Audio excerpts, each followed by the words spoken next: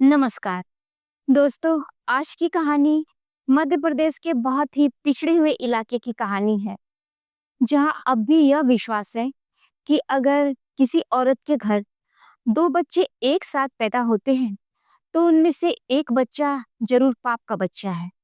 औरत ने जरूर एक ही दिन दो मर्दों का संग किया होगा, इसीलिए दो बच्चे पैदा हुए। कितनी अजीबो-गरीब मान्यता है दोस्तों। चलिए अमृता प्रीतम की लिखी हुई कहानी सुनते हैं, जिसका शीर्षक है उधड़ी हुई कहानियां। मैं और केतकी अभी एक दूसरे से वाकिफ भी नहीं हुई थी कि मेरी मुस्कुराहट ने उसकी मुस्कुराहट से दोस्ती गांठ ली। मेरे घर के सामने नीम के कीकर के पेड़ों में घिरा हुआ एक बांध है। बांध के दूसरी ओर सरसों और चने के खेत हैं। इन खेतों की बाईं ओर बगल में किसी सरकारी कॉलेज का एक बड़ा सा बागीचा है। इस बगीचे की एक नुक्कड़ पर केतकी की झोपड़ी है। बगीचे को सींचने के लिए पानी की छोटी छोटी खाइयां जगह जगह बहती हैं। पानी की एक खाई केतकी की झोपड़ी के आगे से भी गुजरती है। इसी खाई के किनारे बैठी हुई केतकी को मैं रोज देखा करती थी। कभी वह कोई हंडिया या परात साफ कर रही होती, तो कभी वह सिर्फ पानी की अंजुलियां भर भर कर चांदी के गजरों से लदी हुई अपनी बाहें धो रही होती। चांदी के गजरों की तरह ही उसके बदन पर ढलती आयु ने मांस की मोटी मोटी सिलवटें डाल दी थी, पर वह अपने गहरे सांवले रंग में भी इतनी सुंदर लगती थी कि मांस की मोटी मोटी सिलवटें मुझे उसकी उम्र के सिंगार सी लगती थी। शायद इसीलिए कि उसके होठों की मुस्कुराहट में अजीब सी भरपूरगी थी, एक अजीब तरह की संतुष्टि जो आज के जमाने में सबके चेहरों से खो गई है। मैं रोज उसे देखती थी और सोचती थी कि उसने जाने कैसे यह भरपूरता अपने मोटे और सांवले होठों में संभाल कर रख ली थी। मैं उसे देखती थी और मुस्कुरा देती थी, वह मुझे देखती और मुस्कुरा देती, और इस तरह मुझे उसका चेहरा बगीचे के सैकड़ों फूलों में से एक फूल सा ही लगने लगा था। मुझे बहुत से फूलों के नाम नहीं आते, पर उसका नाम मुझे मालूम हो गया था, मांस का फूल। एक बार मैं पूरे 3 दिन तक उसके बगीचे में न जा सकी। चौथे दिन जब गई तो उसकी आंखें मुझसे इस तरह मिली जैसे 3 दिनों से नहीं, 3 सालों से बिछड़ी हुई हो। क्या हुआ बिटिया, इतने दिन आई नहीं? सर्दी बहुत थी अम्मा, बस बिस्तर में ही बैठी रही। सचमुच बहुत जाड़ा पड़ता है तुम्हारे देश में। तुम्हारा कौन सा गांव है अम्मा? अब तो यहाँ झोपड़ी डाल ली, यही मेरा गांव है। यह तो ठीक है, फिर भी अपना गांव होता है। अब तो उस धरती से नाता टूट गया बिटिया। अब तो यही कार्तिक मेरे गांव की धरती है और यही मेरे गांव का आकाश है। यही कार्तिक। यह कहते हुए उसने झुग्गी के पास बैठे हुए अपने मर्द की तरफ देखा। आयु के कुबड़ेपन से झुका हुआ एक आदमी जमीन पर तीले और रस्सियां बिछाकर एक चटाई बुन रहा था। दूर पड़े हुए कुछ गमलों में लगे हुए फूलों को सर्दी से बचाने के लिए शायद चटाइयों की आड़ देनी थी। केतकी ने बहुत छोटे वाक्य में बहुत बड़ी बात कह दी थी। शायद बहुत बड़ी सच्चाइयों को अधिकतर विस्तार की जरूरत नहीं होती। मैं एक हैरानी से उस आदमी की तरफ देखने लगी जो एक औरत के लिए धरती भी बन सकता था और आकाश भी। क्या देखती हो बिटिया, यह तो मेरी बिरंग चिट्ठी है। बैरंग चिट्ठी? जब चिट्ठी पर टिकप नहीं लगाते तो वह बेरंग हो जाती है। हाँ अम्मा, जब चिट्ठी पर टिकट नहीं लगी होती तो वह बैरंग हो जाती है।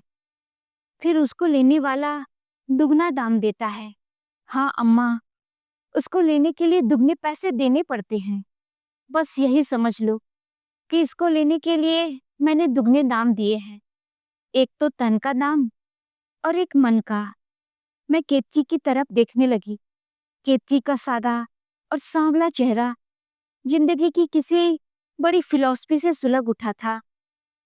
इस रिश्ते की चिट्ठी जब लिखते हैं तो गांव के बड़े बूढ़े इसके ऊपर अपनी मोहर लगाते हैं। तो तुम्हारी इस चिट्ठी के ऊपर गांव वालों ने अपनी मोहर नहीं लगाई थी? नहीं लगाई तो क्या हुआ? मेरी चिट्ठी थी, मैंने ले ली। यह कार्तिक की चिट्ठी तो सिर्फ केतकी के नाम ही लिखी गई थी। तुम्हारा नाम केतकी है? कितना प्यारा नाम है। तुम बहुत बहादुर औरत हो अम्मा। मैं शेरों के कबीले में से हूँ। वह कौन सा कबीला है अम्मा? यही जो जंगल में शेर होते हैं, वे सब हमारे भाई बंधु हैं। अब भी जब जंगल में कोई शेर मर जाए तो हम लोग 13 दिन उसका मातम मनाते हैं। हमारे कबीले के मर्द लोग अपना सिर मुंडा लेते हैं और मिट्टी की हंडिया फोड़कर मरने वाले के नाम पर दाल चावल बांटते हैं। सच अम्मा, मैं चकमक टोला की हूँ, जिसके पैरों में कपिल धारा बहती है। यह कपिल धारा क्या है अम्मा? तुमने गंगा का नाम सुना है? गंगा नदी? गंगा नदी बहुत पवित्र नदी है, जानती हो ना? जानती हूँ, पर कपिल धारा उससे भी पवित्र नदी है। कहते हैं कि गंगा मैया एक साल में एक बार काली गाय का रूप धारण कर कपिल धारा में स्नान करने के लिए जाती है। वह चकमक टोला किस जगह है अम्मा? करंजिया के पास। और यह करंजिया? तुमने नर्मदा का नाम सुना है? हाँ, सुना है। नर्मदा और सोन नदी भी नजदीक पड़ती है। ये नदियां भी बहुत पवित्र हैं, उतनी नहीं जितनी कपिल धारा। यह तो एक बार जब धरती की खेतियां सूख गई थी और लोग बेचारे उजड़ गए थे, तो उनका दुख देखकर ब्रह्मा जी रो पड़े थे। ब्रह्मा जी के 2 आंसू धरती पर गिर पड़े। बस जहां उनके आंसू गिरे वहां ये नर्मदा नदी और सोन नदी बहने लगी। अब इनसे खेतों को पानी मिलता है। और कपिलधारा से? इससे तो मनुष्य की आत्मा को पानी मिलता है। मैंने कपिलधारा के जल में स्नान किया और कार्तिक को अपना पति मान लिया। तब तुम्हारी उम्र क्या होगी अम्मा? 16 बरस की होगी। पर तुम्हारे माँ बाप ने कार्तिक को तुम्हारा पति क्यों न माना? बात यह थी कि कार्तिक की पहले एक शादी हुई थी। इसकी औरत मेरी सखी थी, बड़ी भली औरत थी। उसके घर चुंदरू मुंदरू 2 बेटे हुए। दोनों ही बेटे एक ही दिन जन्मे थे। हमारे गांव का गुनिया कहने लगा कि यह औरत अच्छी नहीं है।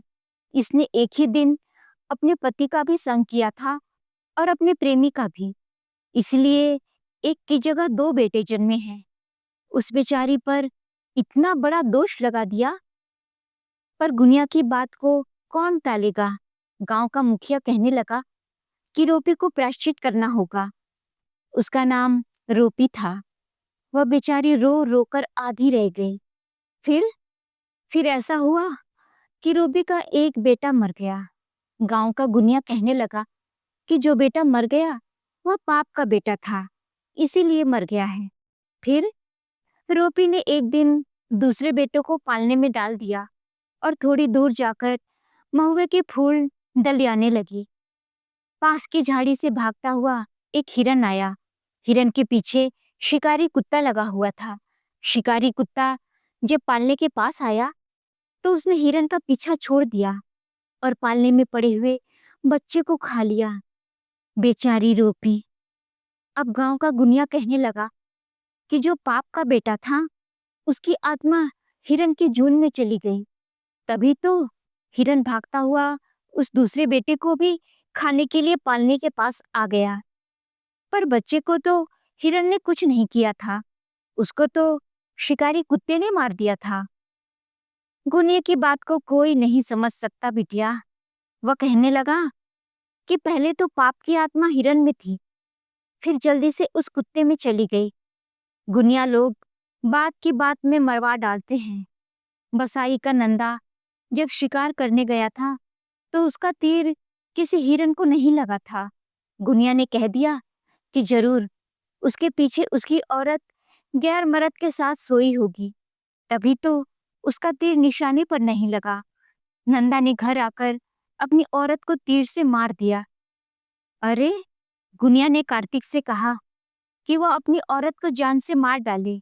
नहीं मारेगा तो पाप की आत्मा उसके पेट से फिर जन्म लेगी और उसका मुख देखकर गांव की खेतियां सूख जाएंगी। फिर कार्तिक अपनी औरत को मारने के लिए सहमत न हुआ। इससे गुनिया भी नाराज हो गया और गांव के लोग भी।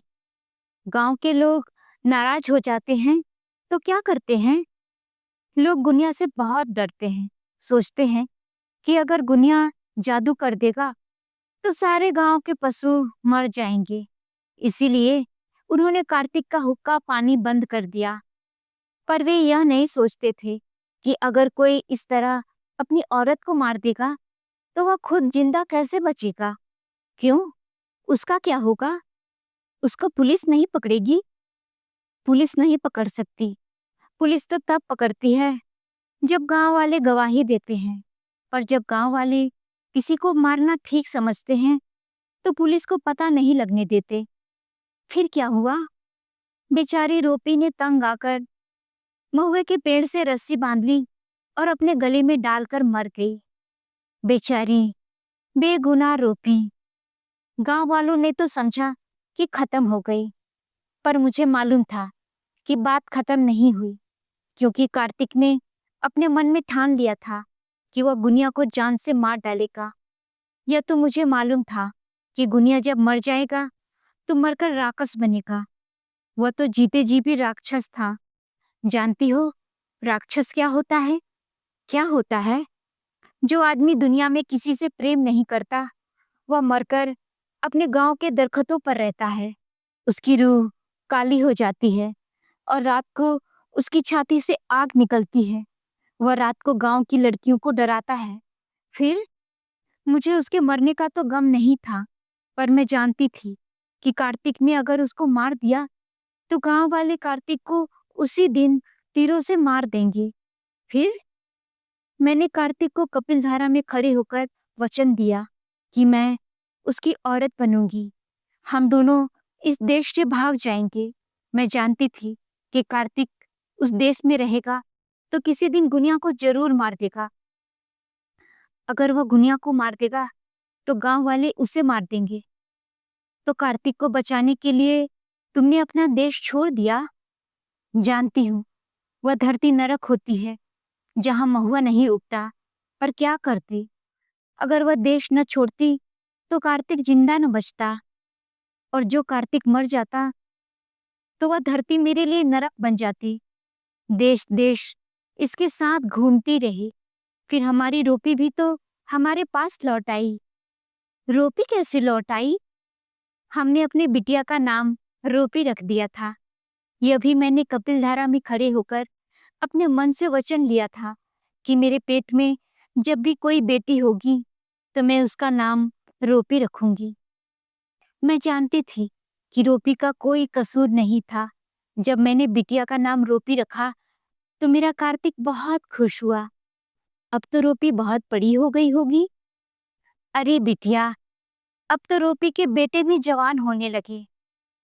बड़ा बेटा 8 बरस का है और छोटा बेटा 6 बरस का। मेरी रोपी यहाँ के बड़े माली से ब्याही है। हमने दोनों बच्चों के नाम चुंदरू मुंदरू रखे हैं। वही नाम जो रोपी के बच्चों के थे। हाँ, वही नाम रखे हैं। मैं जानती हूँ उनमें से कोई भी पाप का बच्चा नहीं था। मैं कितनी देर केतकी के चेहरे की तरफ देखती रही। कार्तिक की वह कहानी जो किसी गुनिये ने अपने निर्दयी हाथों से उधेड़ दी थी। केतकी अपने मन के सच्चे रेशमी धागे से उस उधरी हुई कहानी को फिर से सी रही थी।